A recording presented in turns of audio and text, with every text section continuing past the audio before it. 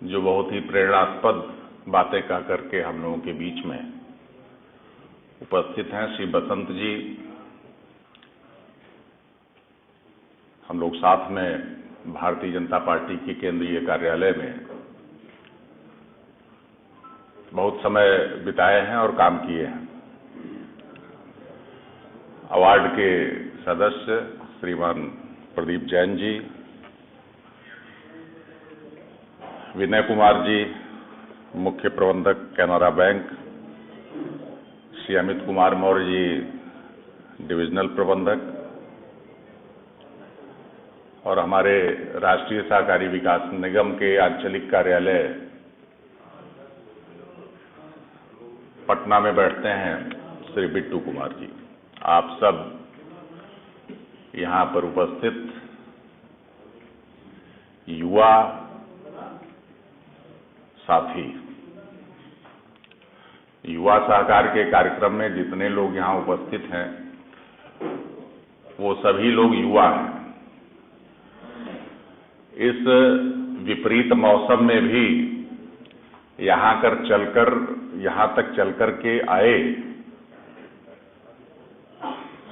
और बहुत ही गंभीरता पूर्वक इस कार्यक्रम में सम्मिलित हैं।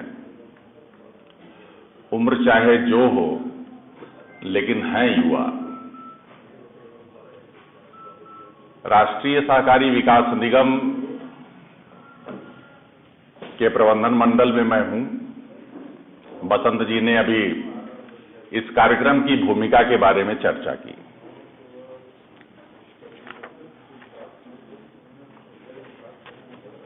सहकारिता शब्द से आप सभी लोग परिचित हैं अच्छी तरह से। एक प्रश्न मैं आपसे करूंगा, थोड़ा बातचीत बंद करेंगे तो अच्छा रहेगा ना। एक प्रश्न करूंगा, ये कुछ हम लोगों का कार्यक्रम जो है ये भाषण वाला नहीं है, राजनीतिक भाषण नहीं करने आए हैं हम लोग। वर्कशॉप है, कार्यशाला है, तो थोड़ी सी बातचीत करेंगे। कुछ हम आपसे पूछेंगे, कुछ आपको बताएंगे, फिर आपके मन में, अगर आपने ध्यान से सुना है तो आपके मन में कुछ प्रश्न उपजेंगे। उन प्रश्नों का जवाब भी हम देंगे। पहला प्रश्न तो मेरा ये है कि आप जितने लोग बैठे हुए हैं, इनमें सहकारी संस्थाओं में सदस्य, अध्यक्ष, सचिव या किसी भी स्तर पर जुड़े हुए जितने लोग हैं, कृपया अपना हाथ उठाएं। बढ़िया।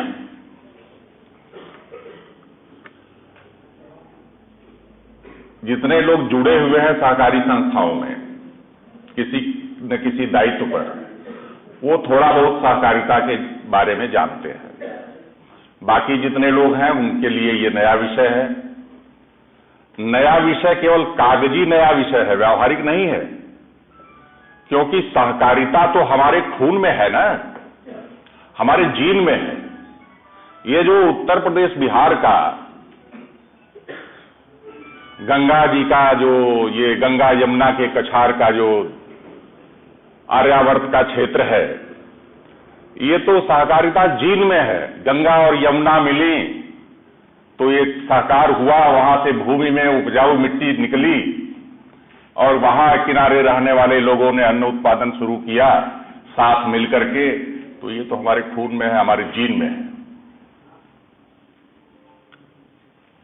गांव में शादी ब्याह में, किसी कार्यक्रम में, चाहे गांव के किसी भी जाति की शादी हो, घर परिवार जाति के आधार पर अलग अलग होते थे जरूर, लेकिन एक बेटी की शादी में पूरा गांव लगता था, हर जाति लगती थी। वो आज भी लग रहा है, किसी न किसी रूप में सब कुछ चल रहा है। तो सहकारिता तो हमारे जीन में है। किसी भी कार्यक्रम को बहुत अच्छे ढंग से कर लेना, चला लेना, ये हम लोग बहुत अच्छी तरह से जानते हैं। बस सिर्फ एक चीज नहीं जानते जो जानने की जरूरत है, जिसकी वजह से हमारे इतना पीछे है। वो इस सहकार भावना का उपयोग धन पैदा करने के लिए, धन प्राप्त करने के लिए और ज्यादा समृद्ध होने के लिए हम कैसे कर सकते हैं, इसकी जानकारी की तरफ हमने ध्यान नहीं दिया। हम बौद्धिक क्षमता में किसी से कम नहीं हैं। आज भारत की राजनीति हमारे ही दम पर चलती है, इसी उत्तर प्रदेश और बिहार के। हम जिधर चाहते हैं, जिसको चाहते हैं उसको प्रधानमंत्री बनाते हैं, देश की राजनीति की धारा को उस तरफ ले जाते हैं। और अगर कोई नया नेता पैदा होता है, कोई व्यक्ति पैदा होता है देश को चलाने की इच्छा रखने वाला, तो उसको बिहार में आना पड़ता है, उसको उत्तर प्रदेश में आना पड़ता है। बौद्धिक क्षमता भी हमारी कम नहीं है किसी से। अभी रास्ते में हम लोग बातचीत कर ही रहे थे, हमने सोचा नहीं कभी इस विषय में कि किसी चीज की ब्रांडिंग कैसे करें। हमने तो वो सोचा कि हमने अगर कुछ कर दिया है तो उसको छुपाएं, बताएं ना कि हमने ये किया है, नेकी कर दरिया में डाल, उस भावना वाले हम लोग हैं। लेकिन समय आज वैसा नहीं है, वो पुरानी बात थी।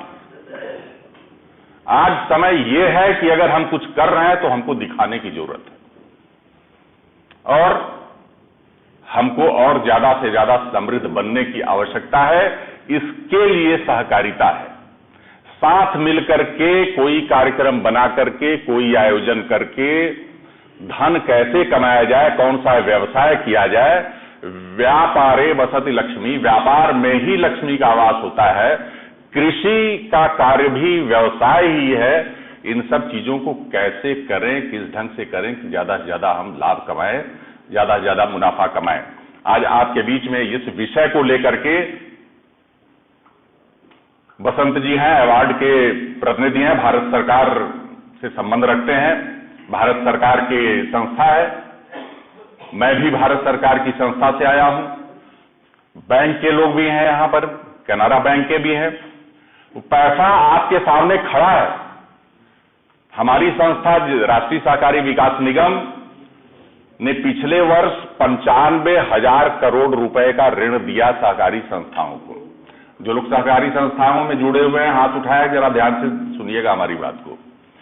95,000 करोड़ रुपए का ऋण जो है हम लोगों ने पूरे भारत में बांटा पिछले वित्तीय वर्ष में, माने 1 अप्रैल 2024 से 31 मार्च 2025 के बीच में। बिहार में कितना पैसा आया आप बताइए? बिहार में कितना पैसा आया पिछले फाइनेंशियल ईयर में? आपकी जानकारी में है? नहीं है। मेरी जानकारी में भी नहीं है, तो इसका मतलब कि 200-400 करोड़ रुपए आया होगा ज्यादा से ज्यादा, या शायद वो भी कमाया होगा।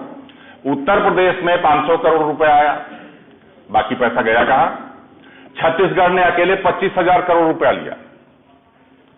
महाराष्ट्र पैसा लेता है, गुजरात लेता है, आंध्र प्रदेश लेता है, तमिलनाडु लेता है, केरल लेता है। उत्तर प्रदेश बिहार नहीं लेता है। क्यों नहीं लेता है? हम आगे बढ़ते नहीं, उसके लिए पैसा लेने के लिए आगे बढ़ते नहीं। हम सोचते नहीं कि हम सहकारी सरकार का सहयोग लेकर के और अपने काम को आगे बढ़ाएं। हमें सोचने की आवश्यकता है इसको। आज देश में बड़े उदाहरण हैं सहकारी समितियों के। लिज्जत पापड़ नाम सुना है ना? लिज्जत पापड़ का नाम सुना होगा, सभी लोगों ने सुना होगा, कुछ लोगों ने ही नहीं सुना होगा तो नहीं सुना होगा। एक महिला ने, मुंबई के एक चाल में रहने वाली एक महिला अपनी आर्थिक स्थिति से बहुत ऊब गई थी और वो कैसे उससे निकले, कमजोर स्थिति से अपने परिवार का पेट चलाना था। वो बर्तन झाड़ू पोछा करके काम चला रही थी। उसने सोचा कि कैसे पैसा कमाए, कैसे बनाए। एक दूसरी महिला से चर्चा किया उसने। दोनों ने मिलकर के 3, 4, 5 ऐसी महिलाओं से जो उसी तरह के स्तर की थी, 5-6 महिलाएं मिली और उन्होंने निश्चय किया पापड़ बनाना आता है। अब पड़ोस के घर में लोग पापड़ बहुत खरीदते हैं। 1-8 किलो मटेरियल खरीद करके, 1 किलो 2 किलो सामान खरीद करके उन्होंने पापड़ बनाया और बगल में बेच दिया। और उसी बेचने खरीदने में वही जो है वो पड़ोस से मोहल्ला, मोहल्ला से शहर, शहर से प्रदेश, प्रदेश से देश, देश से दुनिया भर में पापड़ चल रहा है और कई हजार करोड़ रुपए का व्यवसाय लिज्जत पापड़ कर रहा है। तो एक छोटे से काम को शुरू करके और बहुत बड़े काम तक ले जाना समय तो लगता है उसमें। आप सब यहां जितने महानुभाव बैठे हुए हैं, आज यहां आए हैं इस कार्यक्रम में, तो एक मन में विचार लेकर के जाना है कि हमें जिस गांव में हम रहने वाले हैं, यहां की आर्थिक उन्नति करनी है, समृद्धि करनी है, और अपने साथ अपने विचार के 2, 4, 5 मित्रों के साथ मिलकर के कोई न कोई एक व्यवसाय सोच लेना है कि ये व्यवसाय हमें करना है। व्यवसाय कोई भी हो सकता है, बंधन नहीं है। किसी भी तरह का व्यवसाय आप सहकारिता से कर सकते हैं। मछली पालन का करना चाहें, भेड़ पालन का करना चाहें, या कोई दुकान खोलनी चाहें या आर्टिफिशियल इंटेलिजेंस से आज के युवा कुछ नया करना ऐसा चाहें जो अभी हम लोगों ने सोचा भी नहीं हो, उसके लिए भी सहायता, सरकारी सहायता ये उपलब्ध है। राष्ट्रीय सहकारी विकास निगम उसके लिए भी सहायता करेगा। जो भी संस्था सहकारी समिति में रजिस्टर्ड होगी, आपके यहां सहयोग समिति बोलते हैं संभवतः, तो सहयोग समिति में जो भी रजिस्टर्ड होगी, अब सहायक निबंधक यहां जिले के जो होंगे वो रजिस्ट्रेशन करेंगे, उनके यहां से रजिस्ट्रेशन होगा इसका। पहले ये सहकारिता का विषय जो है ये राज्यों का विषय रहा है। राज्य का ही कोऑपरेटिव एक्ट बना, हर बिहार कोऑपरेटिव सोसाइटी एक्ट बना उत्तर प्रदेश और ऐसे सारे राज्यों में। राष्ट्रीय स्तर पर केवल एक छोटा सा डिपार्टमेंट था कृषि मंत्रालय के अंतर्गत, जिसमें ये सहकारिता का कार्यालय था। 8 जुलाई 1921 को सहकारिता मंत्रालय बना भारत में। जब मोदी जी ने 2047 तक विकसित भारत बनाने की सोच के साथ देश भर में ये ऐलान किया कि ये अमृत काल चल रहा है और 2047 तक हम भारत को विकसित राष्ट्र बनाएंगे, तो एक बात समझ में आई सबसे पहले कि भारत का गांव अगर विकसित नहीं होगा तो भारत विकसित नहीं हो सकता है। भारत की प्रति व्यक्ति आय आज के समय में 1,96,000 रुपए प्रति वर्ष है। किसी की कम होगी, किसी की ज्यादा होगी, औसत आय ये है। विकसित राष्ट्र की प्रति व्यक्ति आय, जो विकसित राष्ट्र की नीचे की श्रेणी में जहां से प्रवेश करेंगे, 14 लाख रुपए प्रति व्यक्ति प्रति वर्ष। तो ये 2 को 7 गुना ऊपर ले जाना है, 14 तक ले जाना है। उसके लिए सरकार प्रदेश की हो, केंद्र की हो, सभी लोग जमकर लगे हैं। पूरा देश काम पर लगा हुआ है और उसी काम के लगने में हम लोग भी जब बैठते हैं, राजनीतिक क्षेत्र के लोग हम लोग हैं, जब भी बैठते हैं चर्चा करते हैं, उसी चर्चा का ये फल है कि आज हम आप सब लोगों के साथ बैठे हुए यहां पर बैठ करके विचार विमर्श कर रहे हैं। 8 जुलाई 2021 को सहकारिता मंत्रालय बना राष्ट्रीय स्तर पर, इसी के लिए कि ग्रामीण क्षेत्र का विकास हो। और पहले एक आईएएस अधिकारी केवल ज्वाइंट सेक्रेटरी के रैंक के बैठते थे जब कृषि मंत्रालय में यह विभाग था। आज एक सचिव, 4 एडिशनल सेक्रेटरी, 2-3 ज्वाइंट सेक्रेटरी और कम से कम 10 आईएएस अधिकारी डायरेक्टर के रूप में काम कर रहे हैं। मतलब जमकर के इस विषय पर काम हो रहा है, सहकारिता के विषय पर। तो हम लोगों को भी चाहिए कि इसमें लगें। गांव की समृद्धि जो है, गांव में जो हम उत्पादन करते हैं उसके प्रसंस्करण का काम अगर हम करेंगे तो हमें ज्यादा लाभ मिलेगा। जैसे सामान्य बात है, गेहूं का उत्पादन है, धान का उत्पादन करते हैं। धान हम बेचते हैं राइस मिल के में चावल बनता है, चावल से जो धान की कीमत होती है और चावल की कीमत होती है उसके मध्य बड़ा अंतर है। गेहूं ऐसे बेचते हैं और गेहूं का आटा बना करके बेचें, गेहूं के आटे का कुछ और बनाकर बेचें, चावल का कुछ और बना करके बेचें, या इसके अलावा जो भी है, जो भी उत्पादन होता है उसका प्रसंस्करण करें। उसके लिए तकनीकी ज्ञान भी जो है राष्ट्रीय सहकारी विकास निगम के कार्यालय में उपलब्ध है। यहां पर जितने लोग आए हुए हैं, सहकारी समितियों में जो हैं, नई सहकारी समितियां बनाइए, नई सहकारी समिति बनाएंगे तो प्रशिक्षण की व्यवस्था ऑनलाइन यहां रीजनल कार्यालय में भी है राष्ट्रीय सहकारी विकास निगम में पटना से, और दिल्ली में भी लक्ष्मण राव इनामदार कोऑपरेटिव इंस्टीट्यूट है जो लीनेक है, राष्ट्रीय सहकारी विकास निगम चलाती है, गुड़गांव में है। वहां मुफ्त में रुकने की व्यवस्था है, भोजन की व्यवस्था है, आने जाने की भी व्यवस्था हो जाएगी और आपको प्रशिक्षण का पूरी तरह से ज्ञान मिलेगा, क्या क्या काम करना है, किस क्षेत्र में करना है, कैसे करना है। देखिए, दुनिया का सबसे बड़ा धन कहां होता है, किसके पास संचित होता है? हमारे और आपके बच्चों में, युवाओं में। जब टीन एज से बच्चे बाहर निकलते हैं ना, 18 साल से 25 साल के बीच में, वो सबसे बड़ा धन है, क्योंकि मानव ऊर्जा की सबसे ज्यादा क्षमता इसी आयु में होती है, कल्पनाशीलता की भी,